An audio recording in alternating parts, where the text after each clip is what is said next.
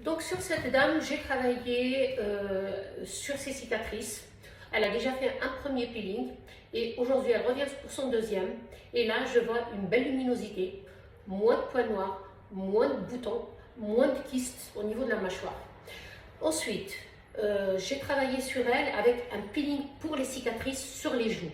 Cette zone, même si madame est mate, je peux quand même travailler parce que c'est une zone qui est très solide, qui est épaisse. Donc on peut vraiment travailler des peelings qui sont forts.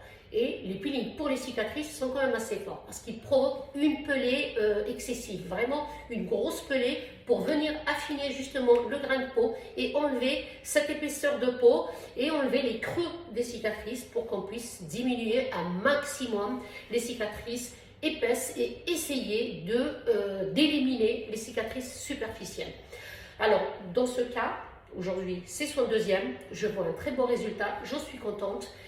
J'ai fait un petit peu plus fort et le troisième, j'irai encore un petit peu plus fort. J'habitue la peau, j'habitue madame et j'apprends à connaître vraiment sa peau pour que je puisse travailler avec sérénité dessus. Alors, je suis optimiste, je pense qu'elle va perdre ses cicatrices superficielles. Les cicatrices creuses, elles vont diminuer, mais elle va devoir travailler encore un petit peu l'année prochaine dessus. Et même peut-être entre les deux cures de peeling, elle devrait faire des mésolites pour qu'on puisse vraiment venir travailler, régénérer, régénérer, etc., etc., jusqu'à ce que sa peau s'affine ici, jusqu'à ce que les cicatrices deviennent pratiquement invisibles. Elle a de la chance dans son malheur, on va dire, parce que cette partie-là, c'est une zone qui supporte très très bien les peelings. Donc, on peut travailler sans aucun problème dessus. L'avant du visage, comme elle est mate, ici, là, j'y vais tout doucement, puisque le problème de l'avant du visage, c'est une zone qui est sensible. Ce qui veut dire que je travaille sur elle avec des peelings pour les peaux mates et surtout des peelings à grosses molécules pour ne pas trop agresser cette partie et ne pas la dépigmenter.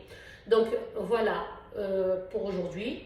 Troisième peeling, la prochaine fois on aura le résultat du deuxième, puisque là on a le résultat que du premier, on aura le résultat du deuxième et après elle en fera encore un troisième et on verra le résultat du troisième.